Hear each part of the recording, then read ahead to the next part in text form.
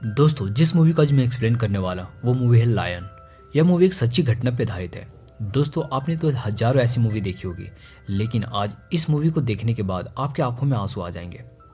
तो दोस्तों, मूवी की शुरुआत 1986 में खांडवा से होती है, जहां हमें एक 5 साल के छोटे बच्चे को दिखाया जाता है जिसका नाम सरू होता है। सरू की फैमिली में माँ, सरू का बड़ा भाई और 2 साल की छोटी बहन होती है। ये बहुत ही गरीब होते हैं। सरू की माँ दूसरे घर में जाके बर्तन धोने का काम करती है। सरू का बड़ा भाई गुड्डू ट्रेन से कोयला चोरी करने का काम करता है। उन्हें अपने गुजर बसर करने के लिए चोरी करनी पड़ती है। ये ट्रेन से कोयला चोरी करने के बाद एक दुकान में उसे बेचने के लिए जाते हैं। उसी दुकान में कुछ जलेबियां बन रही होती है। सरू अपने बड़े भाई से कहता है कि भैया मुझे जलेबी खानी है। उसका बड़ा भाई कहता है कि एक दिन मैं तुम्हें जलेबी जरूर खिलाऊंगा। उसके पास इतने पैसे नहीं होते हैं कि वो अपने छोटे भाई को जलेबियां खिला सके। उसका छोटा भाई कहता है कि एक दिन सारी जलेबियां खरीद लेंगे। अब कोयले के बदले उसे थोड़ा सा दूध दिया जाता है और ये दोनों दूध लेकर वापस अपने घर पहुंच जाते हैं, जहां उसकी माँ और उसकी छोटी बहन इन दोनों के आने का इंतजार कर रही होती है। सरू की माँ दोनों से पूछती है कि ये दूध तुम कहाँ से लाए, लेकिन दोनों इस बात का कोई भी जवाब नहीं देते। सरू का बड़ा भाई गुड्डू उसी रात काम पे जा रहा होता है। तभी सरू कहता है कि मैं भी तुम्हारे साथ काम पे चलूंगा।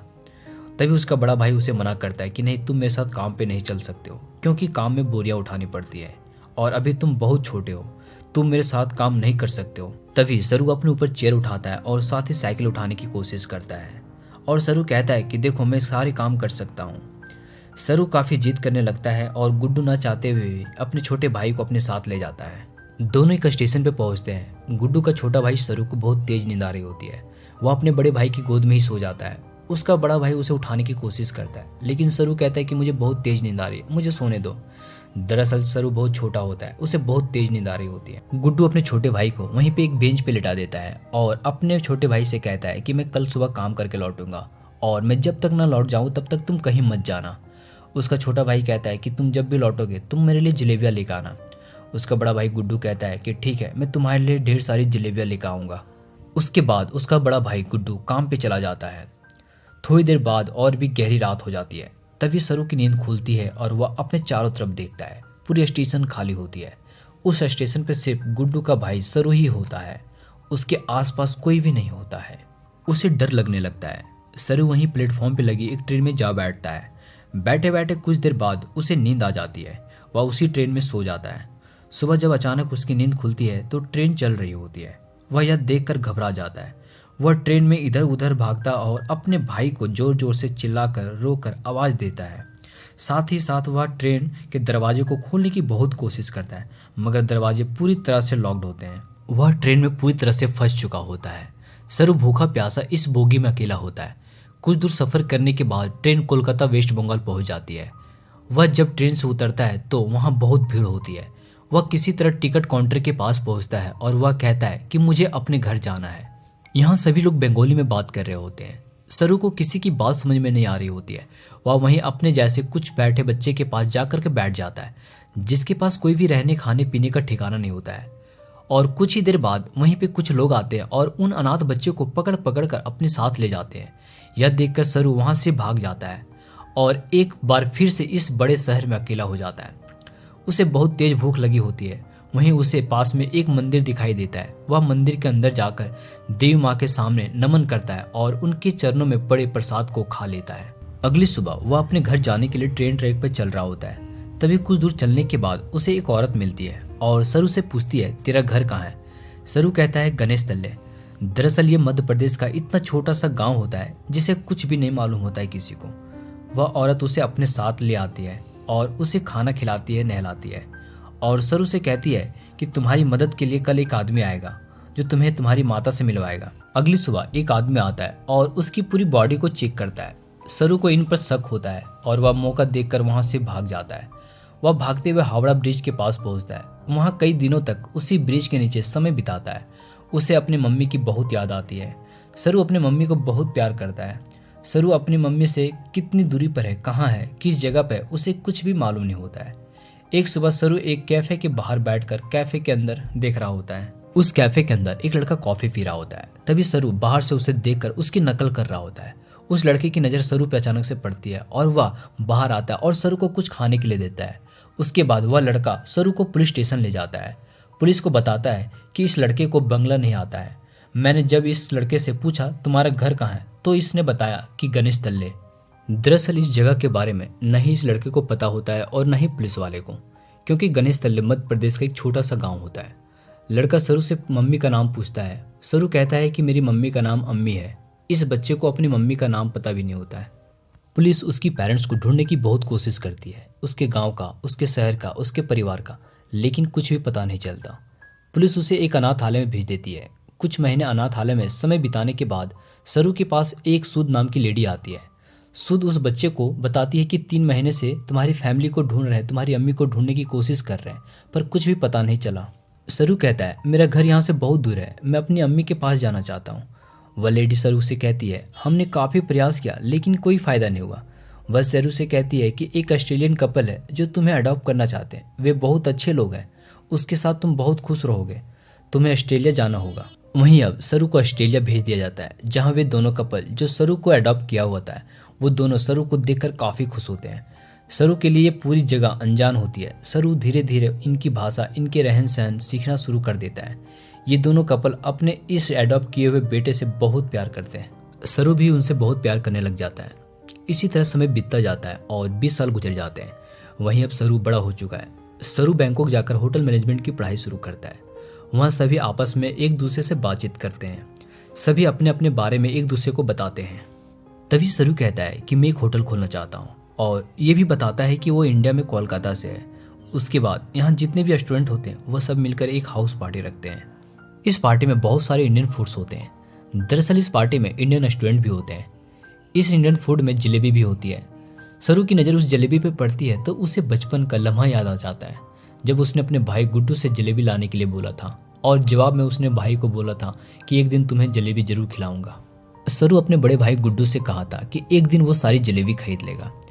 इन लम्हों को याद करके सरू की आंखों में आंसू आ जाते हैं और वो अपने दोस्तों को बताता है कि वो कोलकाता से नहीं बल्कि किसी और जगह से है। वह बताता है कि वह बचपन में खो गया था। वो एक ट्रेन में बैठ गया था और जब ट्रेन रुकी तब वह कोलकाता पहुंच चुका था। उसका एक दोस्त पूछता है कि ट्रेन में कितने दिनों तक था। वह कहता है 2 से 3 दिन तक। वो लड़का सरू के गांव का नाम पूछता है। सरू कहता है गणेश तल्ले। सरू को अब हिंदी सही से नहीं आती है, अब वो सिर्फ इंग्लिश बोल सकता है। यहाँ पर एक लड़की गूगल अर्थ के बारे में बताती है और कहती है गूगल अर्थ के जरिए तुम दुनिया के किसी भी जगह को ढूंढ सकते हो। पर सरू इस बारे में ज़्यादा बातचीत नहीं करना चाहता है। सरू की एक दोस्त भी होती है, दोनों एक दूसरे को काफ़ी लाइक भी करते हैं। अगले सुबह सरू को अपने पेरेंट्स, अपने भाई गुड्डू की, अपने गांव की बहुत याद आने लगती है। उसे एहसास होता है कि उसके खो जाने के बाद उसके मॉम, उसके भाई, उसकी बहन उसके लिए कितने परेशान हुए होंगे।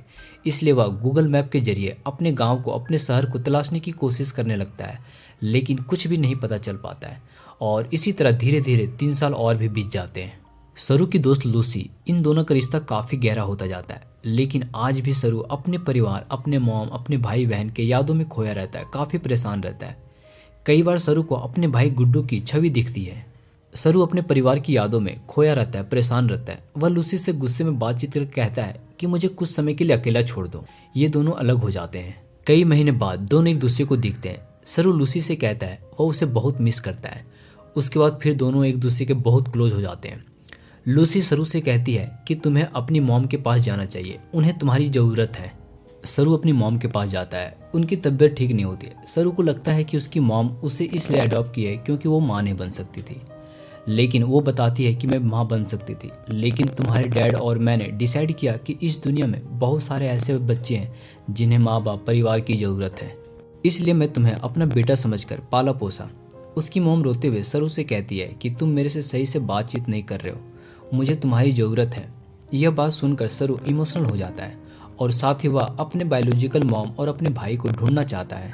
वह एक बार फिर से गूगल मैप खोलता है और अपने गांव, अपने शहर को ढूंढने की कोशिश करता है। वह इंडिया के हर हिस्से को जूम करके देखता है और उस मैप में उसे वही जगह दिख जाता है जहां उसकी मॉम पत्थर तोड़ा करती थी। उसके बाद धीरे धीरे आसपास के पूरे एरिया को सर्च करता है और आखिर में उसे अपना गाँव गणेश तल्ले मिल जाता है। उसका गांव मध्य प्रदेश के खांडवा डिस्ट्रिक्ट में है। यह बात जानकर वह बहुत खुश होता है और वह यह बात अपनी मॉम और लूसी को बताता है। ये दोनों भी जानकर बहुत खुश होते हैं क्योंकि ये लोग चाहते हैं कि सरू अपने मॉम और अपने परिवार से मिले। सरू अब इंडिया जाने की तैयारी करता है। सरू अब इंडिया पहुंच जाता है और वो उस जगह पे पहुंच जाता है जहां पर वह अपना बचपन बिताया था। वह बचपन की यादों से धीरे धीरे अपने घर तक पहुंच जाता है, जहां वह बचपन में अपनी मॉम, अपने भाई, अपने बहन के पास रहा करता था। लेकिन जब वह उस घर में जाता है तो वह देखता है वहां उस घर में कोई भी नहीं है। वह आसपास के लोगों से पूछने की कोशिश भी करता है, पर उसकी भाषा किसी को भी समझ में नहीं आती है और ना ही वो अब हिंदी समझ सकता है। लेकिन वहीं एक आदमी आता है जिसे इंग्लिश आती है। सरू उस आदमी को अपनी मॉम, अपना भाई, अपनी बहन का नाम बताकर पूछता है कि ये लोग कहाँ चले गए, ये लोग कहाँ रहते हैं। पर वो आदमी बिना कुछ जवाब दिए वहाँ से चला जाता है। लेकिन कुछ ही पलों के बाद वह आदमी वापस लौट कर आता है और सरू को इशारा करता है। सरू जब उस तरफ जाता है तब वह देखता है कि उस तरफ से एक बूढ़ी औरत चल के आ रही है, और ये औरत कोई और नहीं बल्कि ये औरत वही होती है जिसकी गोद में सरू ने अपना बचपन बिताया था। ये इसकी माँ होती है। जब इसे पता चलता है कि ये इसका बेटा है तो वह अपने बेटे के गले लगकर फुट फुट कर रोने लगती है। सरू की मोम आज तक इस गांव को छोड़कर इसलिए नहीं गई होती है क्योंकि उसे विश्वास था कि एक दिन मेरा बेटा जरूर लौट कर आएगा। यहाँ उसकी छोटी बहन भी आती है। सरू अपनी छोटी बहन को गले लगाकर खूब रोने लगता है। वह अपने बड़े भाई गुड्डू को ढूंढता है पर उसे वह नजर नहीं आता है। सरू को पता चलता है कि जिस रात को अपने भाई के साथ काम पर गया था उसे नींद आ रही थी। उसका भाई उसे बेंच पर सुला दिया था, और जब उसका भाई जा रहा था सरू अपने भाई से कहता है कि जलेबी लेके आना। उसी रात गुड्डू की ट्रेन दुर्घटना में मौत हो गई थी। यानी कि एक माँ ने एक ही रात में अपने दोनों बेटों को खो दिया था। पर उसकी माँ को उम्मीद थी, ईश्वर पर आस्था थी, जो अपने छोटे बेटे सरू की इतने सालों से इंतजार करती रही। और आज 25 सालों के बाद सरू वापस अपने माँ के पास आ गया। इसके बाद सरू अपने अडॉप्ट किए मॉम डैड को कॉल करता है और बताता है कि मेरा परिवार मिल गया है, पर इससे कुछ भी नहीं बदलेगा। आज भी आप मेरे लिए वही हो जो पहले थे। उसके बाद वह उन सभी जगहों पे जाता है जहाँ पर वह अपने भाई के साथ बचपन में जाया करता था। वह इन सभी जगहों पे आकर अपनी पूरी यादों में खो जाता है। उसे याद आता है कि इन सारे रास्तों पे अपने भाई के साथ चला करता था। सरू अपनी माँ से मिल जाता है, लेकिन एक दुख की बात यह होती है कि उसका भाई गुड्डू इस दुनिया में नहीं रहा। इतने सालों के बाद भी उसकी माँ उसका इंतजार कर रही होती है। ये मोमेंट दिखाता है कि माँ का प्यार कभी भी खत्म नहीं होता है, चाहे कितने भी साल बीत जाए। इस कहानी से हमें यह सीखने को मिलता है कि जिंदगी में हम जितने भी आगे बढ़ जाएं, अपने रूट्स, अपने लोगों को कभी नहीं भूलना चाहिए। और अगर हम किसी चीज को दिल से चाहते हैं तो उस तक पहुंचने का रास्ता जरूर मिलता है। बस हमें हार नहीं माननी चाहिए। दोस्तों, आपको आज की कहानी कैसी लगी आप कमेंट में जरूर बताएं। मिलते हैं अगले वीडियो में। धन्यवाद।